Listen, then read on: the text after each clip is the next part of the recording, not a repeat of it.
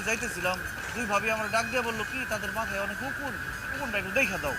এই জন্য উকুন দেখতেছি।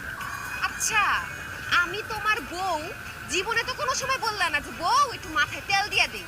আর এখানে ভাবিদের মাথার উকুন বাচ্চা দিতেছো কিসের জন্য? তোমার জন্য বউ। আমার জন্য মানে? মানে তুমি তো মাঝে মধ্যে ভাবিগুলোকে কুটনামি করতে আসো, মানে কথাবার্তা বলতে আসো। তখন যদি ভাবিদের মাথার উকুন এমনি এমনি করে তোমার মাথায় যায়, তাহলে তো তোমার মাথার রক্ত সব খায় ফেলাইবো।